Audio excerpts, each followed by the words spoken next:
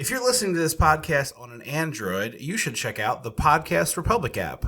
It's available on the Google Play Store and has thousands of great reviews. So it's not just me telling you it's good, it's many people out there.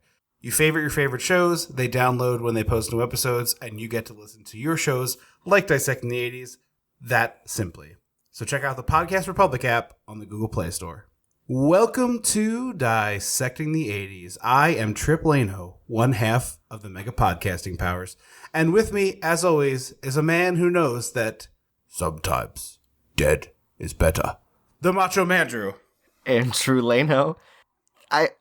That sounded... No, I don't have a Fred Gwynne impression. It sounded Michael Caine. Go ahead. A little Michael Caine, or I'm the captain now. Dead is better. It was not trying to be that guy. No, I know, but it's just the cadence. Fred Gwynne's very... You gotta like... Yeah, it's more like a southern jowly. A bit. You can see what my face is doing, but it's very like close your lips around yourself, so everything kinda has to go through the middle of your mouth. Not everything that dies needs to stay dead. No. Sometimes... No, that's the opposite. Sometimes... Well, that's basically the story he tells them when they do the cat at the beginning. It's like, not everything that dies needs to stay dead. That's true. He was such a fast... We'll get into it, but Yes. We're watching Pet Sematary because Pet Sematary comes out this week or last week. I forget the exact timing, but soon or then. So you know what that means. And if the new one doesn't end with John Lithgow hitting a dead child in the chest and it's going, "Get out of here! Can't you see we don't want you anymore?" I'm done. I demand a refund. Go on! Get out of here! Go back to the cemetery! And then a bunch of other, like, zombies come out and, like, welcome him into the cemetery. Exactly. With the weird paper mache your next masks. Anyway, we watched Pet Sematary, so you know what that means. We gotta go back. We gotta go dissect the 80s. It's your unsupervised child. Something's gotta be done about your unsupervised child. When the mega powers explode. I'm talking about the 80s. Oh, yeah. Great Scott. Cream of the crop. Oh, yeah. Mega powers, yeah. When this baby hits 88 miles per hour, you're gonna see some serious shit. So we start with a very classy Paramount fanfare. It makes me think of watching VHS tapes with this, and it would always say, and now your feature presentation. Yes, absolutely. Have you seen this before? Because I thought I had seen it before, but I don't think that I actually had. I think I've seen the second one multiple times. I've definitely seen the second one with the motorcycle thing. I think I've seen this once or twice. I've definitely seen the Zelda sequence out of context as a young child, and we'll get into that when it shows up because I remember other things. But then I recently watched the Dead Meat YouTube channel Kill Count for this movie. Because I forgot we were doing it, so I had a mini refresher because it's basically a 15-minute recap of the movie. And then I watched the full movie. It starts with the classic Stephen King creepy children's choir. Yeah, I have to say, I really found the score to make the movie so much more scary. Like this is the perfect use of creepy kids choir to heighten things and really boost it. I thought the whole sound design of this movie was really effective. The trucks, because the semi trucks that drive by their house, it happens with some frequency, I would say, and every time the sound of them is very scary, and I don't know how they do it. It's just, I don't know if they do anything special or it's just the way it's placed or whatever, but it's very scary every time that happens. Right. That sort of Doppler effect thing. We should say we never remember to do this right at the top. So right here at the top, the movie is available on Hulu. So if you and Amazon Prime. Oh, okay. So if you have either of those and you want to check this out, it's easily available. So Also, real quick before we start doing plot too much, so King wrote this screenplay, which is not usually a recipe for success, but in this case, I think works out pretty well. And the director is a woman named Mary Lambert, who before this had done a lot of music videos and some really famous stuff. She did Like a Prayer and Like a Virgin and Material Girl from Madonna. I love her filmography. And one that is near and dear to your heart for sure, Halloween Town 2. Did she? Calabar's Revenge? She did Calabar's Revenge? I did not write down the subtitle. Yeah, it's Halloween Town 2, Calabar's Revenge. Yes, and noted softcore pornography series, The Red Shoe Diaries. Oh. I wonder if in 1988 anyone was like, gee, this studio's making a big gamble that this music video woman director can direct a feature-length film. Right, I'm sure. Except that they didn't have Twitter to bitch about it, so they just were sad in their basements about it. This movie starts with a family moving to a new house. No, it starts with 3 minutes of establishing shots of a pet cemetery, and good lord, is it too many? Too many minutes. I will say I did a couple 10-second skipperooskies. So it was like, all right. I after a minute had to fully elapse of slowly panning over it. It was like, okay, I get it. I'm gonna skip a couple of these, because they're all crude children's tombstones, the tombstones made by children, not for children. The production design is amazing in the Pet Sematary. It feels real and it feels unsettling, and I like it a lot. Right. But then we get to this family, and they're moving to a new house. It's not really explained why. He got a new job. Dad's a doctor. Okay, but it seems like they might be it seems like not everyone in the families has seen this house. Maybe he went on alone or something. It's very weird to me. Oh, maybe. I didn't think about that.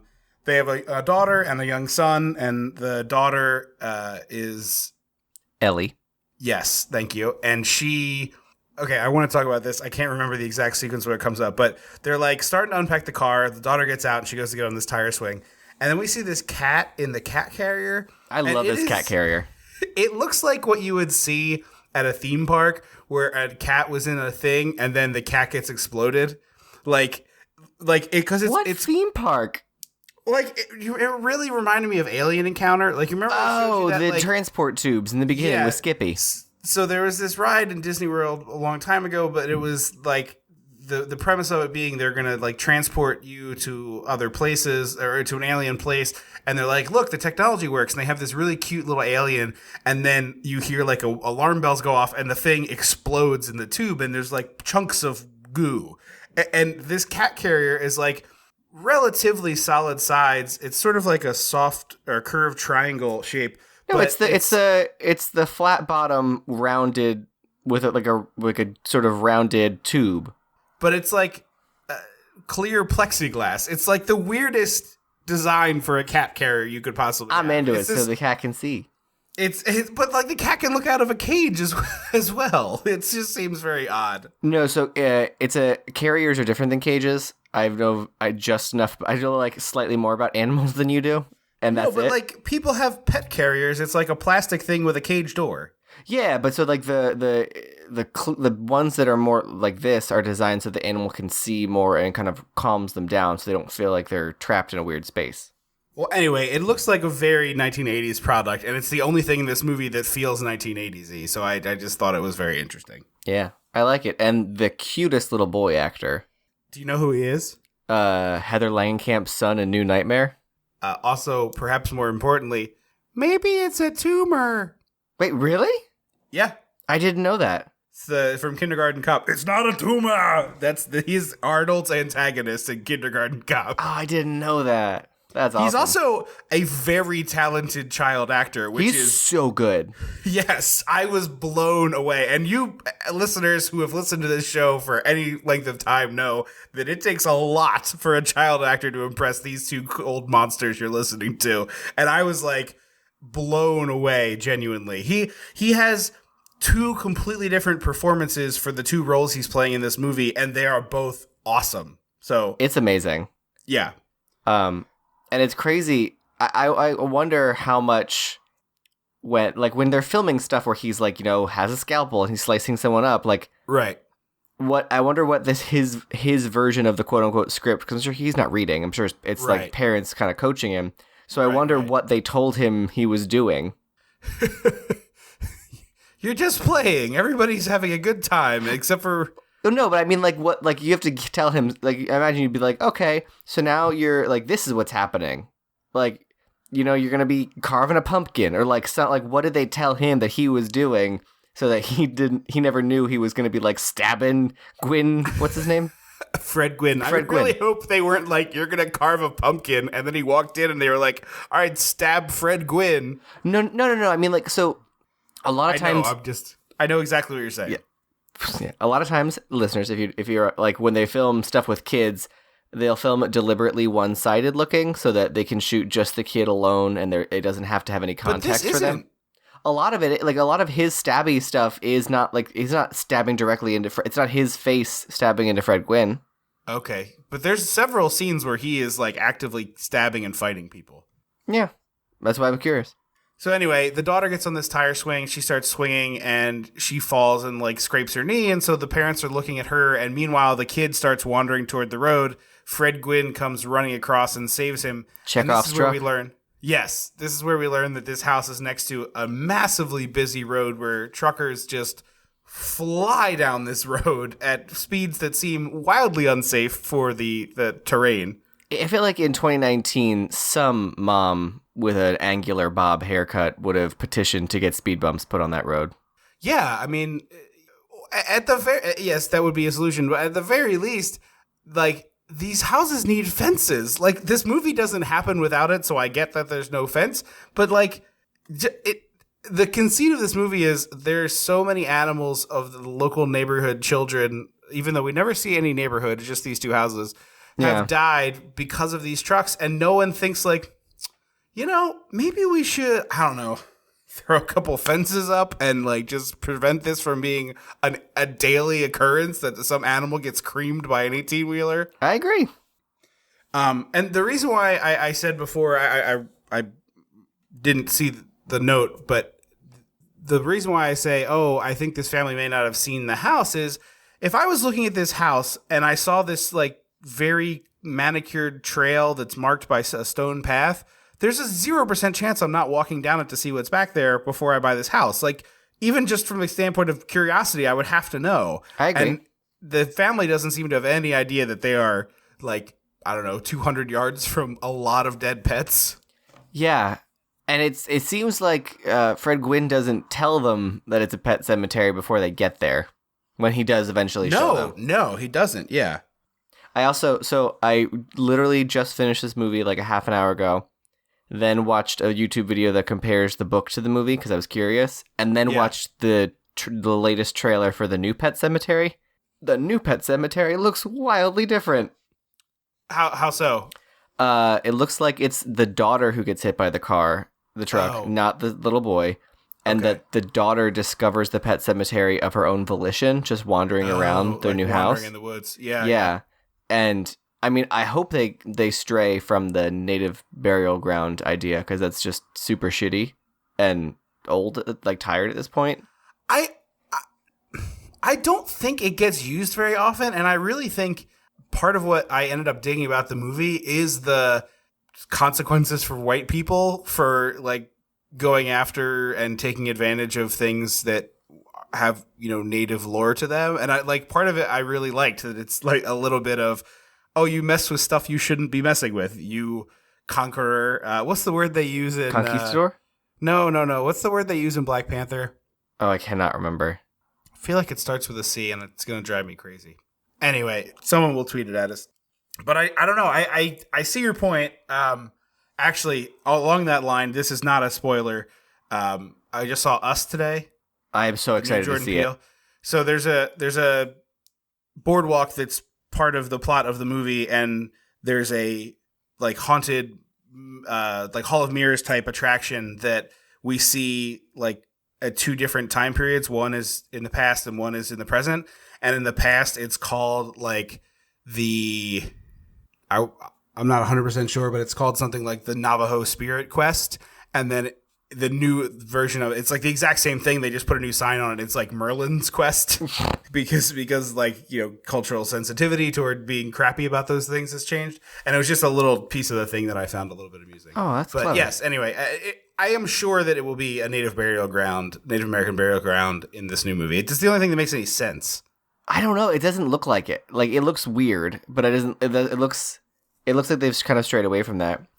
But like, it's just so bizarre that like the idea of a native burial ground was so fascinating to us because like every culture does something with their dead.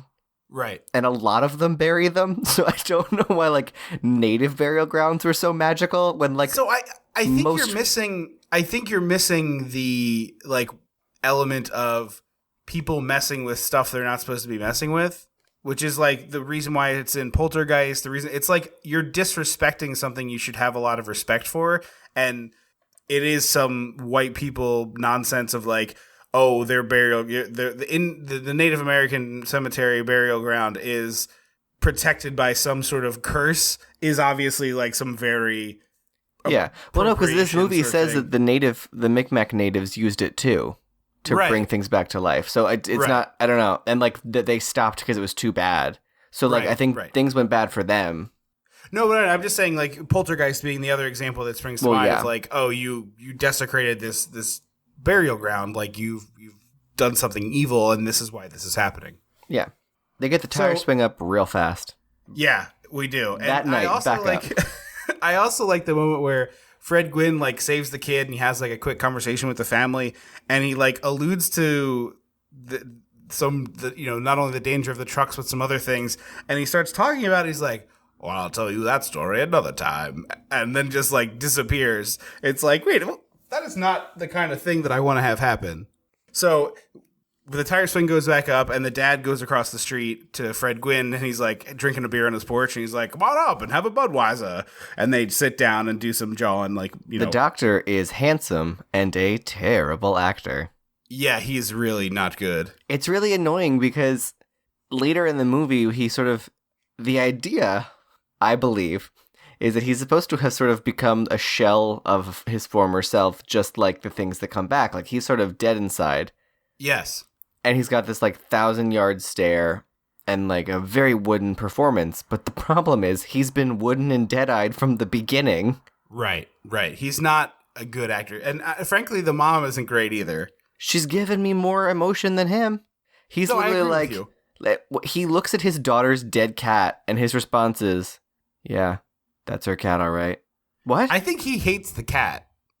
Like, I think part of him is like genuinely relieved that the cat gets hit by a truck, but then he has to deal with it. But hold on, we're jumping around here. So he goes over, talks to Fred Gwynne. We come back for like an unpacking montage, and then we do a family hike to the Pet Sematary with Fred Gwynne, which is just a bizarre family activity, I think. Like I said, he didn't tell them it was a pet cemetery. He was like, I'll show you what's the end of that trail, yeah? Yeah. So we walk back to the cemetery, and he gives this really creepy speech to the daughter that's like, this is where the dead can talk. And she's obviously freaking out. And he's like, no. Like, I mean that is like a place of pleasant, like you can come here and, have your memories of your pets and stuff like that. But she is not having it. And the dad even has to do like a quick intervention of like, hey, stop it. I mean, to be fair, Fred Gwynne is trying his hardest.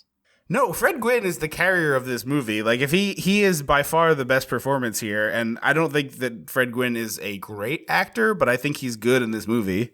I really enjoy him in this movie, and it's in his character in any other version of this movie would be like the devil himself. Like it would end with like, he'd be in a red suit or whatever. Absolutely. And be like, yeah, of course I told you about the Pet Sematary because I need souls or whatever. Yeah. And he's like halfway to that character, but not, because it's a very interesting character. Right. And we'll get into that a little bit later when that comes up. So back at the house, the sort of creepy maid, I think, character. The unnecessary maid. Yeah, they have this maid, and she's kind of like creepy and unsettling, and she doesn't add a whole lot to the movie, but she's here for like small parts for some reason. She's here 3 times.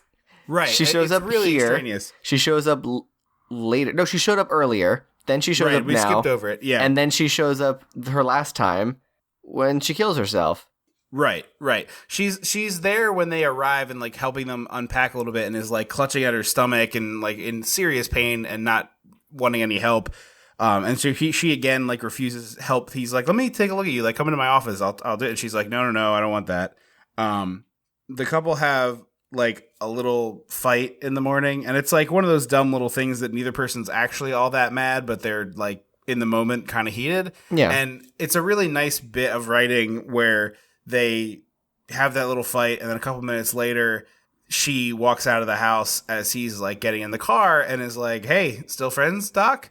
And they have this, like, little moment of reconciliation. And I feel like it told me a lot about both of these characters in this one little tiny interaction. I agree. It was nice. I just, like, a little bit of writing that told you a lot in just a couple sentences. I thought was really good. Yeah. So he's taking the cat to get neutered, which ultimately doesn't really mean anything. But I think the idea was that a neutered cat is not going to be as likely to wander across wander around. Fred Gwynne tells him to do it. He says it'll help. Yeah. And then we get a slow-mo close-up on some gore. The maid refers to it as getting his balls chopped off. No, his nuts cut. Sorry. Yeah, the doctor is at work, and this dude comes in with a horrific head injury, like really graphic American Werewolf in London type stuff. They say he got hit by a truck, and I was like, was he like on all fours in the road? And the front bumper hit his head? Like, what happened? Yeah, it makes no sense. He is graphically wounded right in the head. It's very strange. It's excellent practical effects. This movie's effects are amazing. Yeah, I agree. And he's on the table, like, clearly dead, and then, like, does a jump scare, comes back to life, and warns the doctor about the soil of a man's heart. The soil of a man's heart is stonier, and then he dies. Yeah. And then I'm curious, because it's very American Werewolf in London, and I'm curious if it's, like, I don't remember, I think it said the book is not quite as physical embodiment of the dead college kid throughout the whole book. Because in the movie, he physically appears a lot and, like, has powers over the real world somehow. It's very nebulous. Yeah, they're not really, like, powers per se. It's, like, ghosty stuff. It's just, I wish the movie was more clearly defined, because it brings up a lot of points, but if the actors didn't say the thing, I would not have thought that myself. Like, there's nothing. Sure. At one point, Fred Gwynne's like, oh, you know, the Pet Sematary is, like, killed your kid because I showed it to you. And I was like, but if you didn't say that, nothing else in the language of film leads me to believe that happened. Well, it's not the Pet Sematary, it's the burial ground. Oh, the burial ground. Yeah. But yeah, I agree. That does not seem that that's the thing. Because later that night when the doctor is asleep, the dead college kid appears. He's visited by the ghost of a dead college student. Who is peeing on his front lawn. Yes. And threw up in his mailbox.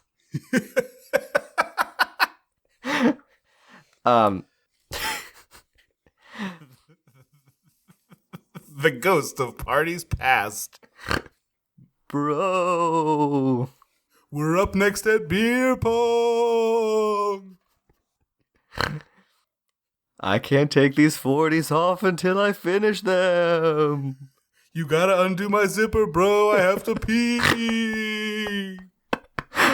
It's not gay if you touch it for this purpose. And the kid, so the college kid appears and he's like, hey, follow me. And the doc closes his eyes and the kid's gone. He's like, oh, I'm, having a dream. And then the kid shows up, like, again, is like, no, brah, come with me. Right. And at this point, I was like, oh, I guess for some reason the burial grounds are using this kid's body to, like, tempt him and show him what's going on. Yeah. Except no, he's just legitimately warning him about the dangers. And I was like, it's like the Silent Hill movies that all open with someone telling someone, don't go to Silent Hill. And they go, I've never heard of Silent Hill, but now I have, and I guess I'll go. Like, if you don't say the thing. Right. Great square one. Yeah. Yeah. It is also weird to me. Like, I don't quite understand why this kid is being sent as a messenger. Yeah, like, he doesn't have any stake in this game. Right. And he says it's like, I was able to do this because you showed me a kindness, but he doesn't, like, he just, like, the kid comes his in. dead eyes. Right. The kid comes in and it is clearly too far gone to help him. And he dies on the table, like, almost the second he gets into the operating room. And then he closes the kid's eyes, and that's it. It's not like he, was... Deleted his browser history. Right. Bro, you've got to clear my cache. Clear those cookies. Delete that file that's called a folder called homework. It's nested within 9 other files. But yeah, he's like, oh, you showed me a kindness, so I'm trying to help. And then, like, later he's appearing to the daughter in her dreams. It's just all very weird. Like you said, nebulous powers is a good way to put it. And then he shows up later to the mom, and the mom can hear him. Right. It's very bizarre. And even the ghost seems a little surprised by that part. Yeah. And then later I don't understand why he has so much power. Yeah. He like stops a door from closing so a plane can take off. He points out a car to a car rental lady, and she goes into a trance. Like, yes. What is happening? And also, the car rental lady is not going to rent this car to this woman who paid for it already because it has a scratch on the door. Hello. That is not how car agencies work anymore. Maybe it was back then. So I don't know. But like, I've been rented cars in all sorts of shape. Yeah. They're like, look, you have to pedal this car. Yeah. There's a hole in the floor and you do a Fred Flintstone. That'll be $500 a day. Get out. Right. It only starts if you yell, Wilbur! And you put a giant slab of meat on your hood. It's going to tip the whole car over. This mirror actually is a breakaway mirror for that reason. So the guy takes him to the pet cemetery and points to this like thorny bramble. And he's like, that's the veil. Don't go over that barrier. Like, that's the bad place over the hill. And it turns blue and sounds spooky. And again, if you didn't say that, like, it doesn't look like a structure that's supposed to be climbed. It looks like a very clearly defined wall. I'm like, oh, that's just the edge of the space, and why would I go beyond that? I don't think there's anything beyond that. And never in a million years would I think, like, let me scrabble up this pile of brush. Yeah, no, I'm not a 10-year-old on summer vacation. Like, right. This is not a joyous child adventure. But then he is back in his bed with muddy feet. Yeah, I do love a good, like, oh, it was all a dream, what type reveal. But I also want one step further for like, it was a dream. No, it wasn't. And then he wakes up and it was a dream. Like, I like a go even further with it. A double fake out. I want a whole movie of just that. It's just a continuous, you never know where reality begins and ends. Yeah. So the mom and the kids leave to go visit her parents in Chicago, who seem to hate him already. Yeah, they do. And it's Thanksgiving. Yes. And so he stays behind to do doctoring, and while he's home alone, the cat dies and ends up in Fred Gwynne's yard, like frozen to the ground by the morning frost, I guess. And so they like scoop up this dead cat and they put it in a bag, and then Fred Gwynne is like, "Oh, here, like this doesn't have to be the end. I got you." And they go to the burial ground beyond the pet cemetery. And it's like a full day excursion. Yes. This is a 8-hour hike. There and then 8 hours back. Right. They are both like utterly exhausted by the time they finish this, but they like climb some rocks and they're doing all these things. Like, it's a pretty strenuous looking thing. They get up there, they bury the cat, and then the set for the actual burial ground is really cool looking. Like, it's well designed. Again, it's just like stupid white people appropriating nonsense. Because I'm sure no native people were consulted for the design of this thing. Right. I mean, someone might have opened a book and just stolen a design from an actual Native American tribe. That is entirely possible. It's possible.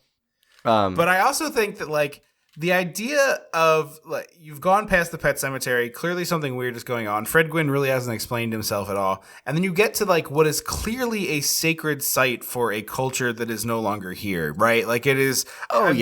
I've been to places like this where you see, some sort of rock sculpture being the wrong word here, but structure, rock formations and structures, and or the ground has a specific pattern in it that's clearly been carved over years and years of use. It's like the idea that you're like, all right, let me stick a shovel in this is so ridiculous to me. Yeah, it's god, so bad. So he buries the animal. He buries the cat, and Fred Gwynne makes him do it because because you have to bury your own.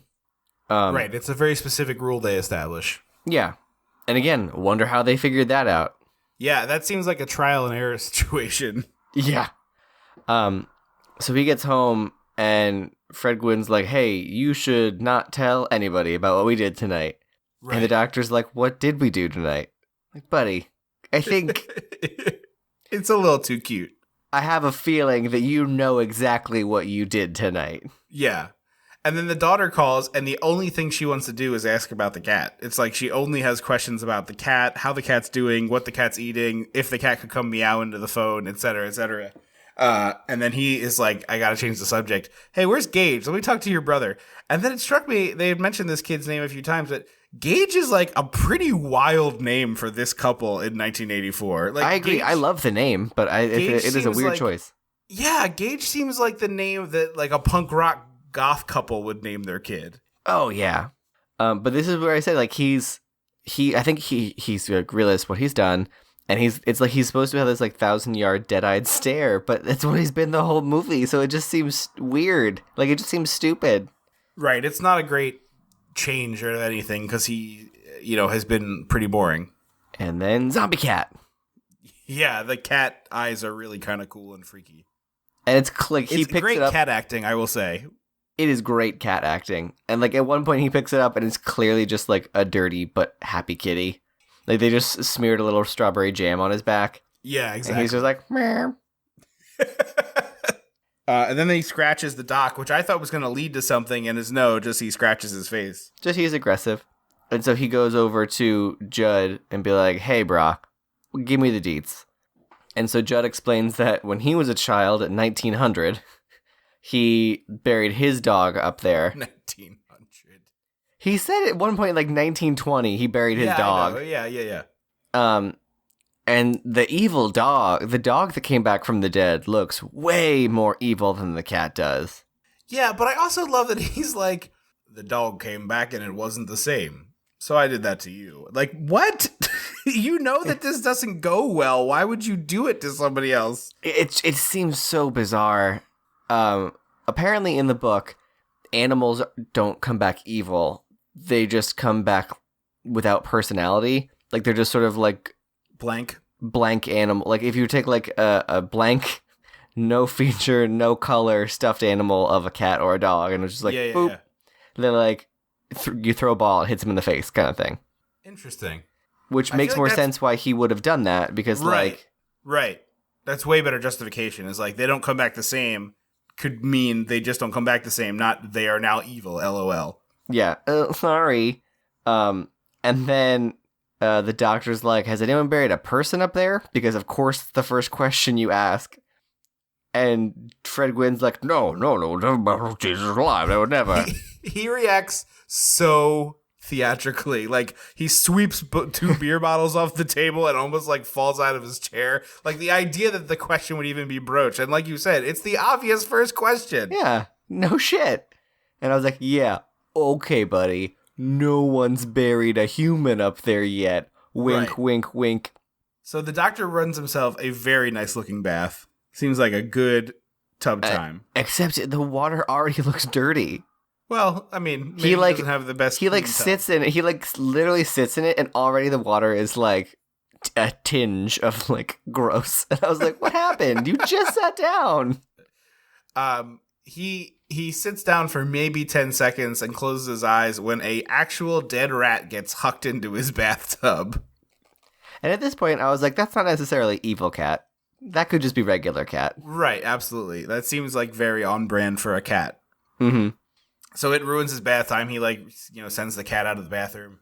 We cut to the next morning, and the family is deplaning from a prop plane. Like, it's I was Indiana like, Jones what kind of rich people plane is this nonsense? Yeah, it is a very, very small plane that they get out of. And he's on the tarmac. Yeah. Well, I mean, it was the 80s. You could do stuff like that. I guess. And the daughter is like, I dreamed that my cat died and that you buried it in the pet cemetery with Fred Gwynne. And the dad's like, oh, I don't know why you'd think that, like tugging at his collar. No. And then the maid kills herself.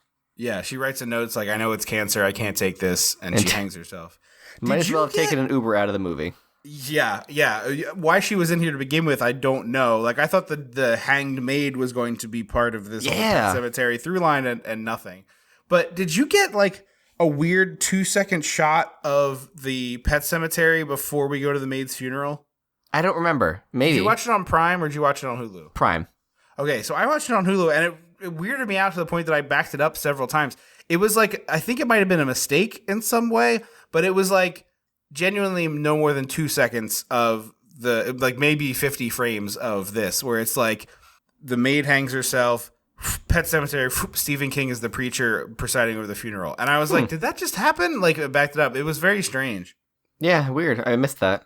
But yeah, Stephen King is the preacher here with some like real ridiculous hair going. It's like almost mullety. It's sort of like halfway between flowing locks and a mullet. It's fair 80s hair. Yeah. And Fred Gwynne is at it's the maid's funeral. Fred Gwynne is there, and the doctor and Ellie are there, and they have this weird cryptic conversation where the doctor's like, "Oh, someone always told me this: God sees the truth and waits." And I was like, "The hell does that mean?" This is not very clear, sir. I've heard a lot of religious sayings. That one literally makes zero sense. Right. If the Lord can lead you to it, he can lead you through it. It's just bumper sticker wisdom from Fred Gwynne. Yeah, not mad about it. We go home and the dad is explaining death to the daughter. It is a weirdly specific version of this conversation you have with, I'm going to guess, a 6-year-old, 7-year-old? Right. Of like, a lot of people believe different things and nobody really knows the answer. And, it's hard to know that stuff. And the mom is like listening to it. And she comes to him later and is like, hey, I have a really big secret from my past I need to reveal to you after years of marriage and several children together. And she starts talking about her sister. And now I want to be clear because, like, she says my sister had a type of meningitis. Spinal meningitis. I went and looked up spinal meningitis, and this is, like, nowhere near what spinal meningitis looks like. So I don't know if King, like, tried to base it on something real and just picked the thing arbitrarily, or he got confused, but it would have been like the 60s. No, even like untreated spinal meningitis, you just die. Like you don't like do this weird zombie thing that this sister is. But it is straight up terrifying the way she tells this story. Horrifying and unsettling. And this is It's very original Evil Dead to me. Like, the camera angles are suddenly shifted. The lighting is suddenly shifted. Yeah, even her design is pretty Evil Dead. Yeah, absolutely. But when we were younger... this is a scene that I think I saw in clips. Because when we were younger, I want to say it was the Planet Hollywood in Downtown Disney or something. Okay. Or it was like a Planet Hollywood, but I assume it was that one. And the screens in a Planet Hollywood will show like movie clips and stuff. And we happened to be there at a port where they were showing horror movie clips. And it was like Chucky and stuff like that. One that really scared me was from Poltergeist 2 or 3, where the little girl gets grabbed by her mirror reflection and lifted up. Yeah. And that stuck with me forever. And so like I was always a little scared of Mom and Dad's bathroom mirror. Mom and Dad specifically, really? Not ours. Mom and Dad specifically. I don't know why. I think it's because the bathroom in the clip was like a big bathroom and Mom and Dad had a bigger bathroom, so like it scared me. And I think this was one of those clips too, because I have just a distinct memory of this scene, like just this portion, and I never knew where it came from until like years later when I was like, oh, Pet Sematary, that's what it is. That's really funny. But she it's terrifying. Looks like a zombie. Yeah, like her back is this like gnarled mass of bones showing out. She straight up, it's a man playing the character, but the character is a woman. Looks like the zombie from the beginning of The Walking Dead, the one that like is missing most of her body On the ground? Yeah. The original, I think the first scene of the first episode. Probably. I've never seen it. So we cut from this like really horrifying story where the husband's like, "You never told me about this before. That's pretty weird." And also, all this time I've been hating your parents, and now it's like super justified. Right. Yeah. You could have at any point mentioned that, like, hey, my parents are garbage people. Yeah, my parents chained my sister up basically in the cellar, and like she was the black sheep of the family that we wanted to keep hidden. It's like, well, okay, that's pretty terrible. Yeah. Why do you still like your parents? Right, exactly. So we cut to a picnic with Fred Gwynne, who has like very quickly become part of this family, which is funny to me. He is their only neighbor. Right. But they're like flying a kite and it's telephoned from 1,000 miles away, but the tension is so well built. Yeah. So the dad's flying the kite and they give it to the little boy and he immediately drops it. And instead of the dad like doesn't go run and pick it up, which is so odd to me that he just like, oh, there goes the kite, I guess. Chuckle, chuckle, chuckle. And they're all kind of like laughing it off. It's like, no, go fix this. This is a very fixable problem. You just need to do it. Yeah.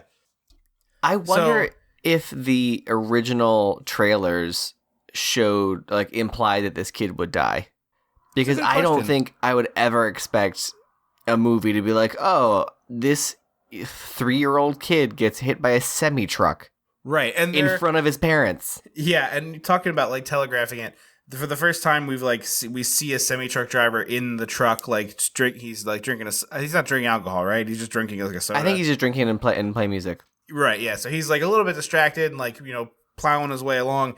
And then the kid wanders out in the road. And I thought they were going to show it, which like really, I was like, I can't watch this. Like, I do not need to see it.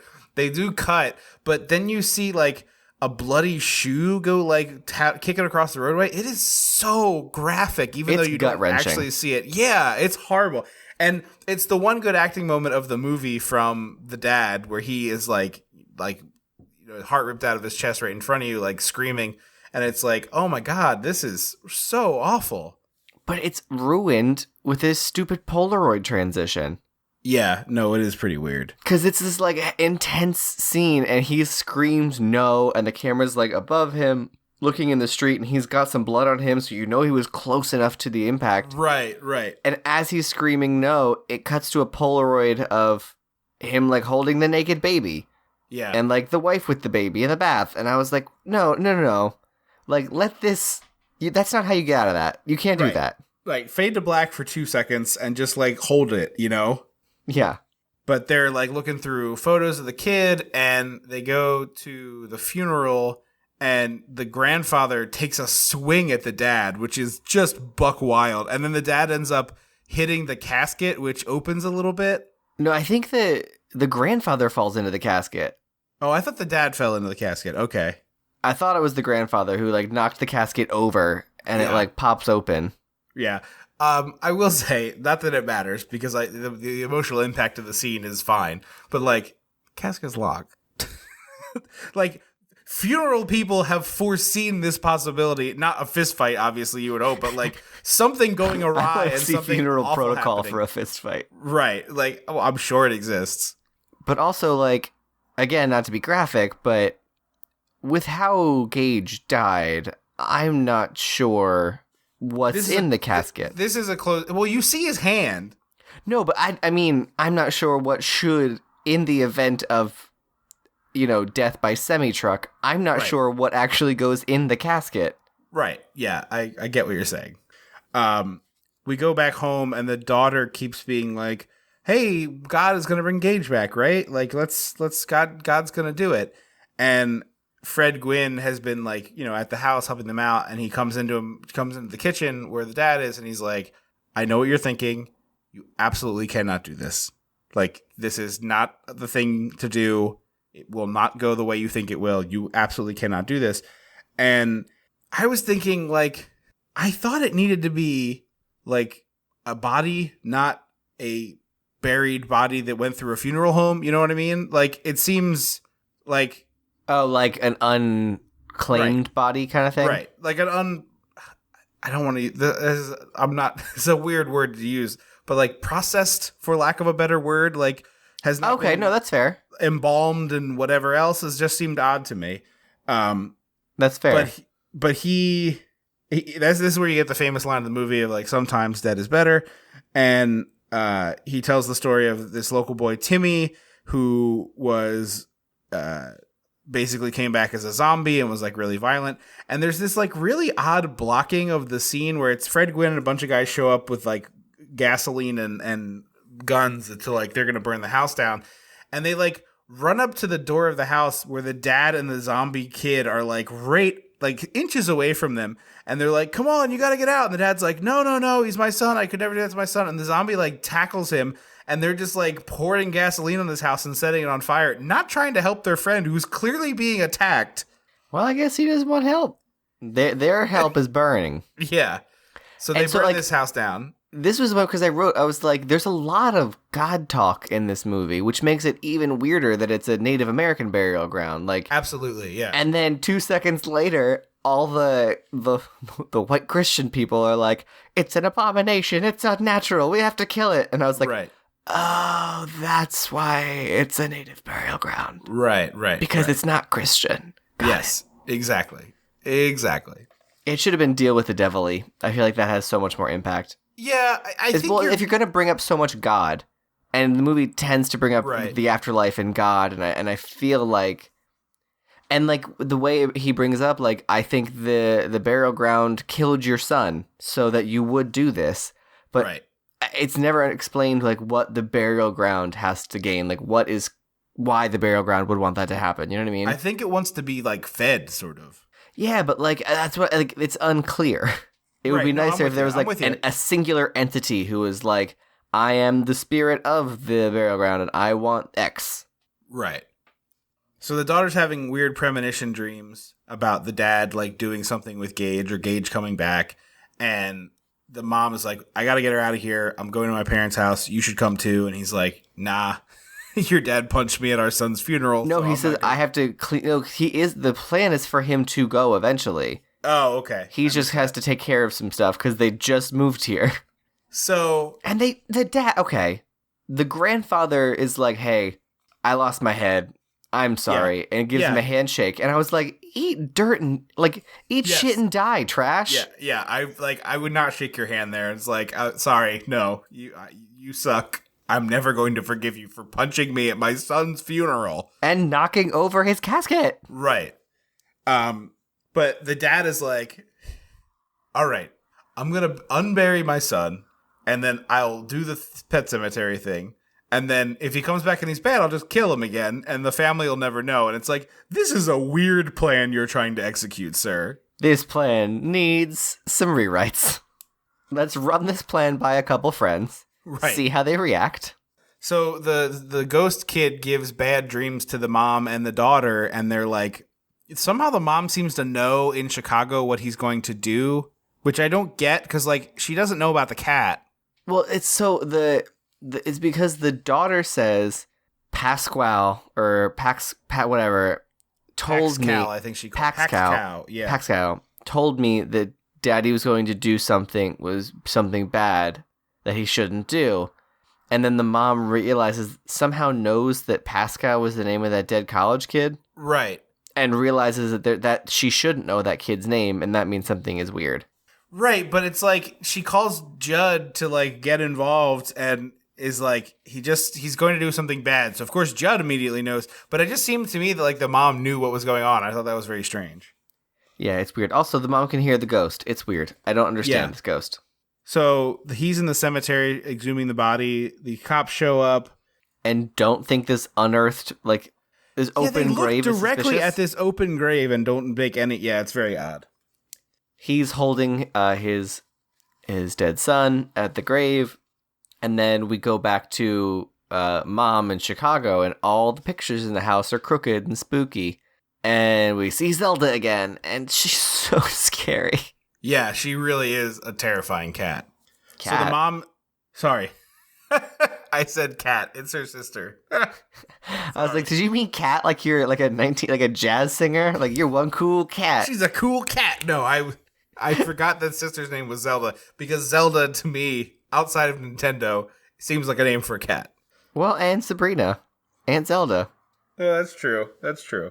Anyway, Zelda is her sister. I'm very sorry. We're doing all our recordings either early in the morning or late at night recently, and it's really throwing me off my rhythm here. It's real I'm weird. calling people cats. And then we get a weird American Werewolf in London shot of the dead college kid on the plane with her. Right. In his own seat. Yeah. Just like, he's like, can I get a Bloody Mary? They taste better up here. Yeah, they do. It's like a science thing with your taste. Oh, I know. I tell everybody that. No, I'm saying that was him saying that. Oh, got it. I was like, you told me that. Yeah, no, I wanted the zombie saying it to the woman. And for some reason, it's not explained that, this flight is late or her connecting flight is leaving early, but she is, Home Alone sprinting through the airport to get to her connecting flight. Yeah. We should edit that together. Yeah. For the YouTube channel. Yes. And he stops the door from closing, and I was like, but if she has a connecting, wait a minute. Yeah, they typically help out passengers in this situation. Yeah. Fred Gwynne is sleep smoking, and I thought that was going to lead to him, burning alive. But nothing comes of it. He just falls asleep while smoking, and that's it. Yeah. And there's a very Evil Dead sequence as the doctor carries the kid to the burial ground. It's like a really black and blue shot of a forest, and he's sort of mid to far ground away from the camera. And then a tree falls over for no spooky reason, and it just feels very Evil Dead. Absolutely, yeah. It did have a very first Evil Dead vibe for sure. Mm-hmm. The mom gets into a car crash on her way home, and the ghost... Apparently the burial ground did it? Yeah. And the ghost is like, no, you gotta keep going. Get back in the... you gotta keep going. You gotta keep going. This is... Don't stop. Don't stop. Don't stop till you get enough. Yes. But here's the thing: if you want me to understand and believe that the burial ground is trying to stop her, when her tire blew out, we should have had that screechy Wendigo sound that we heard in the forest. Yeah, that would have made a lot of sense. You're right. Give me a few connecting pieces. Yeah, no, you're 100% right. Because right now we got all edge pieces and the box is empty. This puzzle box is empty, and we've got only the border. I also like even the undead cat is trying to stop the dad from taking the kid up to the cemetery and doing this. It's hissing at him and screeching and trying to block his path. And it's like, bro, even the zombie cat thinks this is a bad idea. The cat that is actively exists because of this burial ground. Whatever vestige of your old cat in there is like, no, do not do this to another soul. This is torture. Please don't. It's like Buffy in the musical episode. Don't do this. Precisely.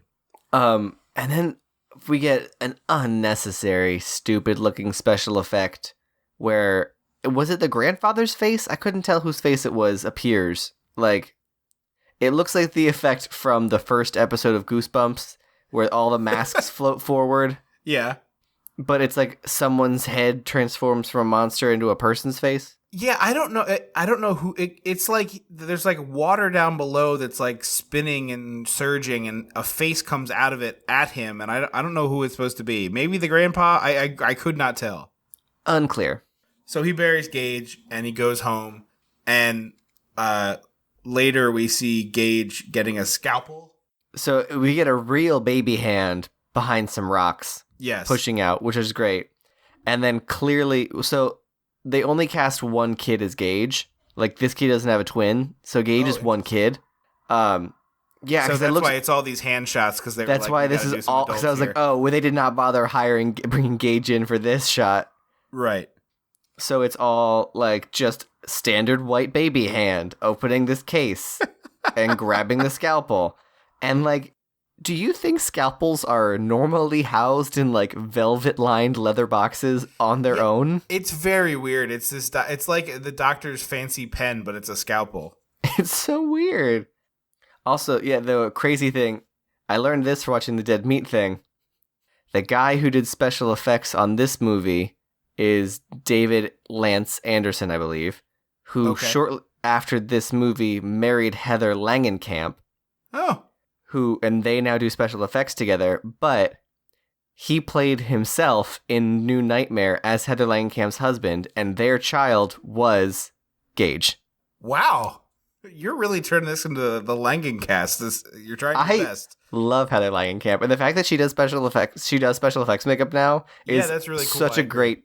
It's like it makes so much sense for like a scream queen who like doesn't want to act anymore. Right.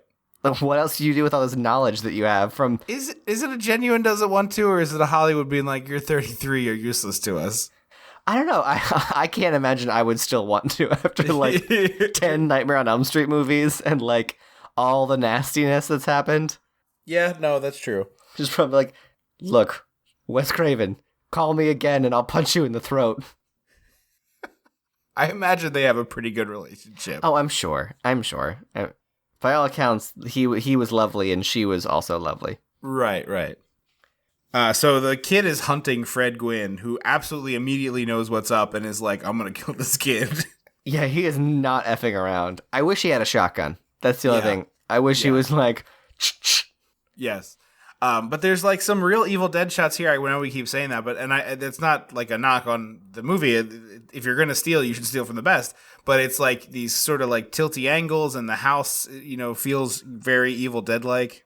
And it's a very scary sequence where the Gage is toying with Fred Gwynne, like he's throwing a ball in one room and then laughing in another room, and then hiding under a bed at the upstairs. Yeah. And you hear like little creepy kid feet, which is always unsettling. And giggles. Yeah. I hate Achilles tendon stuff, and that is exactly what happens. But I will say, like, Fred Gwynne does know what this is, and he doesn't just set his house on fire and run out the front door, which is what I would do. Especially because he was already outside. Right. He was not inside and got locked in. Right. He was outside on the front porch. Yeah, exactly. It doesn't make a whole lot of sense to me that he wouldn't just be like, well, see ya. Whoosh. Oh, yeah? So he slices his Achilles tendon, slices open his mouth, and then he does a real Joker cut to his mouth. Yeah, and then chomps on his neck, and poor Judd is gone. Yeah, later we see his whole jaw is like pulled off, which we don't see on screen, but it does, like, I don't know how the heck that part happened. Yeah, right? So the mom gets dropped off by a truck driver at the house, and Pascal is in the truck, and the driver's like, well, this is as far as I go. I'll see ya. And Pascal's like, I can't come along either. This is where they won't let me go any further. I can't help you anymore. This is the end of it. And it's like, what? Who? Yes. Like, who what are is you talking about? Rule? Right. Like, if it's the burial ground won't let him get any further, then say that. Like, they won't let me come any closer or something. But like, you were in the house before, so clearly you were able to get there before. I don't know what's going on. Or, like, let him start to go with her and then start to dissolve and be like, oh, no. Yeah, something better than him just, like, your literally husband's a dick. Better than him literally taking a truck ride out of the movie. Hey, if you give me a few stars, I'll still do the seltzer water and the gum in the back seat. Don't forget 5 stars. 5 stars, please. I'll do the same for you. You're a lovely guest. I was so happy to drive you tonight. Did I tell you, tangent, about the actual Uber driver I had? No. So when my boyfriend and I went to Florida in the beginning of February, it was like a 6 a.m. flight. So it's like 4 a.m. and we call it Uber. And he picks us up, and I go to open he goes to open his trunk, and it like doesn't have whatever the mechanism that holds it open is clearly broken. Yeah. And so it started to fall again, and I caught it and pushed it up and put my stuff in. And like if you pushed it all the way up, it would stay there. But if you just kind of opened it, it would open and shut again. Yeah. We get to the airport in 20 minutes, and I'm so tired I forget this fact. Uh-oh. And so I go to open the trunk, and it opens and then slams right into my boyfriend's eye. Oh my God!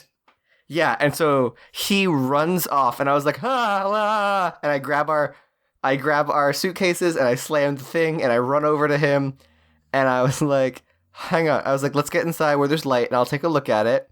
And he pulls his hand away, and he's got like a little scratch by his eye. Yeah. And I was like, oh, it's not even bleeding. Like, you're totally fine. Like, it's just a scratch. You're going to be fine. It'll hurt. It hurts. I'm sorry, but you're fine. And then I saw the bright red start to like bubble up, and I was like, never mind. Oh God, I don't know what's happening. And so I'm like rummaging through her bag. I'm like, here's a makeup wipe, and here's tissues, and here's this. We're gonna get you some ice when we sit down. I'm so sorry.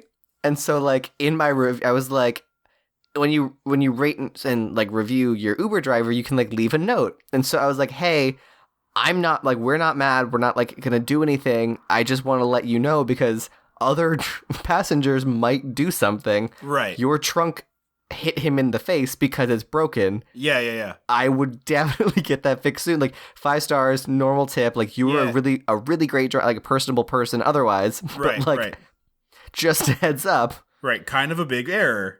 Yeah, and so luckily we iced it so much, and like we put Neosporin on it on the planes, so like he was totally fine by the time we got to Florida. Like it was pretty good. Yikes, that sounds really bad. Yeah.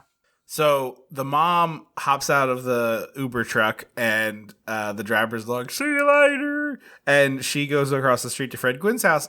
At which point the cat again tries to save the day, even though it's an evil zombie cat. And I don't think it's trying to save the day. The cat is definitely trying to get her not to go in there. I think the cat's just being... No, it's like blocking her path. It's a cat. Cats don't really block paths. Come on. It is like hissing at her and it's very clearly giving her stay away vibes. Oh, I thought it was giving her predatory vibes. No, if the cat was evil, it would chase her into the house. I guess. I thought it was just there as like, I'm going to get you. No, I thought the cat was trying to warn her. And I was like, we have to see Zelda again, don't we? Yeah. She hears Judd. She thinks she hears Judd screaming for help. And then there's this like weird, like tubin throat singing type soundtrack stuff going on. And the upstairs of Fred Gwynne's house turns into her parents' house. Yes, it was just a cool effect.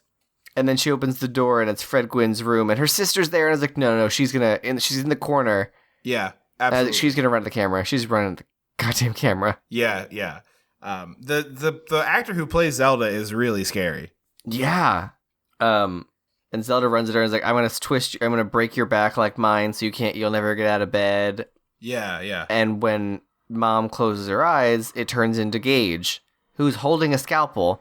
Right. And she's still like, oh, let me hug you. Yeah, it's very, very odd. And also, like, I feel like she would be alarmed at seeing her child after having a funeral for him. Yeah, you would think. And then she gets an off-screen death.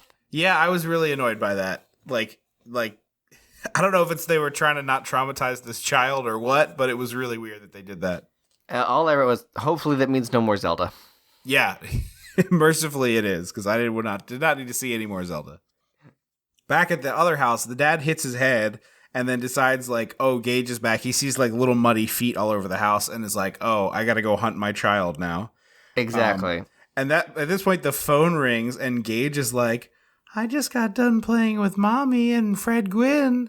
Now you should come play.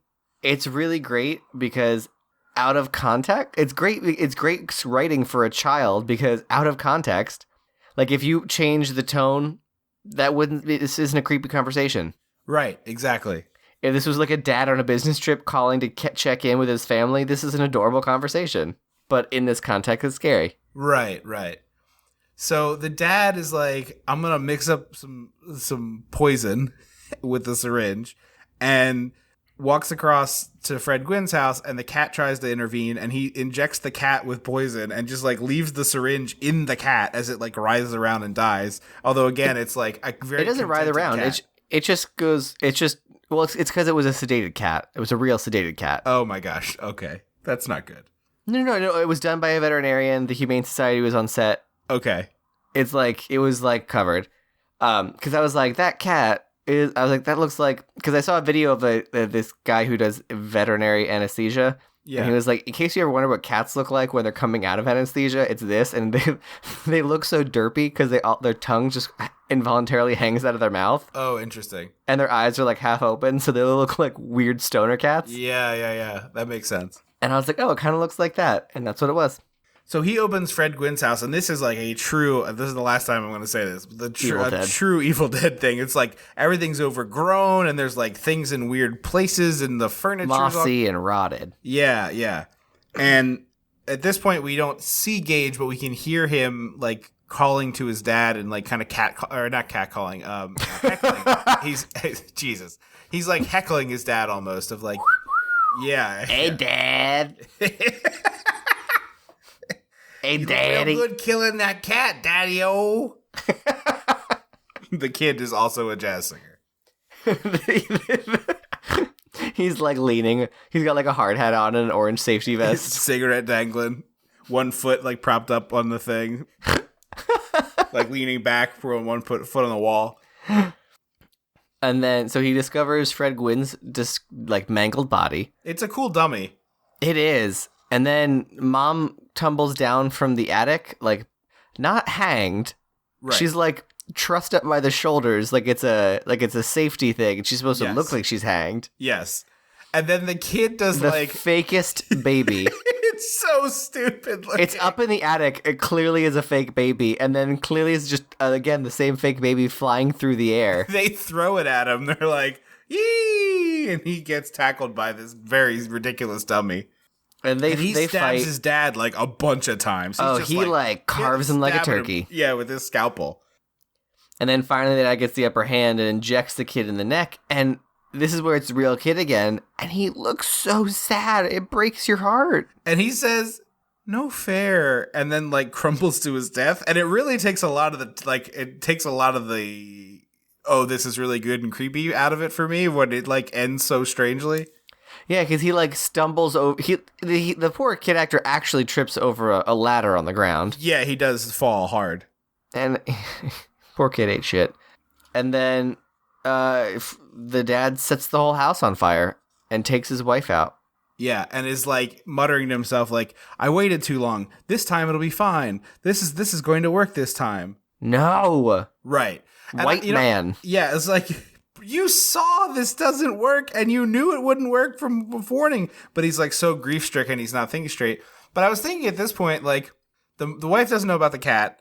So she's supposed to like come home to the dad with their son again, who she thinks the son is dead, and the son they're just supposed to be like in his version of it, they're just like having pancakes and like, "Hey mom, hey sis, he's not actually dead." Like, how are you going to explain this to people?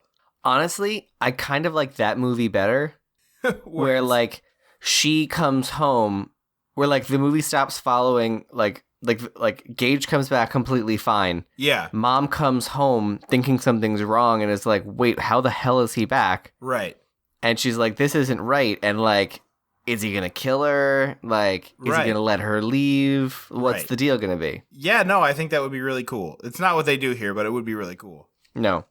He buries her, and the college kid comes back again, even though I thought this was as far as he could go. Right. And he begs him not to do this, is like screaming at him, like, you just saw this happen, you idiot. Like, don't do this again. And why does he have such high stakes in this? Yeah, that part still baffles me. Like, if it was a friend or like if it was the maid, it would make sense. Like, Yes. like the maid has a local connection. She died, like, or Fred Gwynne. Right. Yeah. Anyone. Doesn't make sense, but he does it again. And he waits in his kitchen, and I was like, "Hey, if you buried her all the way out on your 8-hour trek, right, just wait there." Yeah, exactly. Just wait there. He comes home and is like waiting in the kitchen, and she comes in the door with like a good portion of her face missing. It's like, and melting orange juice. Yes, it's really gnarly looking. But I wrote that is literally verbatim what I wrote. Gnarly. What? Gnarly. Yeah, no, she's awesomely gnarly. Yeah. And she like kisses him, and he's getting like her goop all over him as they kiss, and then she picks up a kitchen knife and kills him. Cut to black. Roll credits. Right. Yeah, end of movie. So yeah, final thoughts? It's a wonderful breath of fresh air. I mean, I've enjoyed. I feel like we've hit a run of pretty good movies lately. Yeah, it's been, I think, 3 in a row that I think are going to be both recommends. Like I think this is a really solidly made horror movie. The Zelda stuff is genuinely unsettling in a way that I'm not looking forward, because I saw Zelda in the trailer for the new one. I'm not looking forward to it. Yeah, no, I saw her weird, creepy back crawling on the floor, and I was like, "Ah!" I'll still go see it though. Yeah, no, I have like 4 things I need to see. I need to see Us, Dumbo, the Pet Sematary. There's a lot going on. I just love Danny DeVito as the ringmaster in that Dumbo trailer. Like, it seems like our bad Danny DeVito impression in this movie. Yeah, I still like at Christmas time, Tripp and I made the joke of casting Danny DeVito in roles he has no business being in. Right. And it's a really fun game to play. Yeah, no, it is. It is. He apparently did some testing for that Detective Pikachu, which is something people had hoped for. Oh my god, that was our joke. Yes, they went a different. Well, I had heard. I didn't make that up. I had heard that. Was I had not. They were considering, but yeah, apparently they did do some testing for that, which I would have loved to see. I honestly, Danny DeVito as Judd in Pet Sematary. Yeah, no, I'd be fine with that. Sometimes Danny DeVito. Dead is better. Shoves an egg in his mouth. Yeah, exactly. Just eating an egg. Yeah, I would. Good lord, I would totally recommend this movie. I think it's really solid. He throws the shovels and he pulls out a pack of eggs and he's just gotta bury your own. Just like shoveling eggs as someone buries their child. Oh man, he did a really funny video for I think the New York Times. He was in a play where he had to eat an egg on stage every night. And, and he he used a cane in the roll, and he like uses the cane to tap the egg open. But he was like part of the, he eats an egg every day on stage, and so he was like explaining the process and how you have to like eat the egg quickly in order to be able to do your job and act again. But it's a very entertaining like 3 minute. If you Google Danny DeVito eating egg, I'm sure you would find it. There's probably a lot. If I Google Danny DeVito eating an egg, It's Always Sunny in Philadelphia. Yeah. But yeah, strong recommend. I think it's a really solid action movie. It's easily available. Movie? God, as I told you, these late night recordings. Solid horror movie. Easily available on Hulu and Prime. Although I would wager that might expire as the new one comes out because it always seems to so do that. Prime literally says expires March 31st. Or goes away March 31st. Oh, that's a bummer. People won't be able to get it there. So hopefully. Oh, you're right. I'm sorry. I forget. Yeah. This episode comes out after that. So hopefully it's still on Hulu. I don't know if it will be. But yeah, solid movie, worth your time, and definitely worth checking out. I'm looking forward to the new one too. I'm excited to see it. Because I think this is one of those remake situations where this movie is good, but could definitely be better, and so there's like lots of room for improvement. I think it's perfectly fine to do a remake here. Maybe we'll do a Back to the Future when it comes out. Yeah, if we both see it and it lines up, that might make a lot of sense. Thank you all so much for listening to the show. This was, we should have mentioned at the top, the first of AppSit MOA. Andrew programs the show in the month of April, our latest annual tradition on this program. And we will be back in 2 weeks. But before that, just a couple of quick things. Check us out on Patreon, patreon.com/dissectingthe80s. You can get a bunch of bonus content there if you join one of our pledge tiers. From getting our monthly email that tells you what's coming up and some other fun stuff from us, all the way up to programming your own episode, which 2 people are going to be doing later this year. So yeah, patreon.com/dissectingthe80s and check it out there. From $2 all the way up to $88 if you really want to get crazy. We also are on Facebook and on Twitter. It's at dissectthe80s on Twitter, and you can just search for us on Facebook. And if you want to get in touch with us, those places are great. And you can also email the show at dissectingthe80s@gmail.com. We'd love to hear your questions or comments, whatever. And lastly, don't forget to review the show wherever you get it. iTunes helps us the most, but we'll take whatever you can do. And if it's not on iTunes, send us a screenshot, and we will make sure that we read that on the air. So I don't know what's next for the show, but I have a hunch that we might be tying into perhaps the greatest crossover event in this century with the Avengers. I feel like maybe you're tying into that somehow. I'm excited to see what you're going to say. So, Avengers : we all lost a lot of people, a lot of family, a lot of friends, but now we're gonna probably go die fighting this all-powerful being. Except I doubt it. And also Carol Danvers is here with a butterfly clip. Yeah. So are we tying into the greatest crossover event in this century, or what are we doing next for? We're going to cross over my favorite show with the show that you liked more than I. It was the Magnum P.I. meets Murder, She Wrote. Oh boy. Magnum P.I. Magnum P.I. was the first ever piece of fan interaction we had. And it was a person very upset with us. Not like we picked an episode they thought was a dud and thought it was really dumb that we didn't do better research to pick something else. They were very upset. So if that person is still listening, literally 4 years later. This maybe will be a chance for Magnum PI to redeem itself. Maybe. I wonder why more shows don't do crossovers anymore. They do sometimes. There's an episode of Brooklyn Nine-Nine that has a crossover for like 10 seconds with the new girl. Really? Interesting. Yeah. She goes to New York for some reason, and she like has her car commandeered by Andy Sandberg's character. Thank you. And he like steals her car to do like a police chase, and then that's it. She's out of this show. Yeah, I don't know. They don't do that anymore, but seems plenty of opportunities. Don't those Marvel shows do it? Didn't they do? I mean, I guess that's well. So they did their movie thing for their TV shows. So they released 4 different shows. Then the 5th show was a combination of all those characters. I got all the Punchers United. I watched Jessica Jones season 1 and then watched the tie-in of everybody because I was like, I don't have time right now. Yeah. It wasn't my Marvel TV was not my Huckleberry.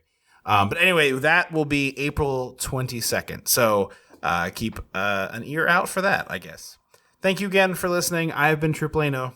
I will always be Andrew Leno. Until April 22nd. Don't you forget about me.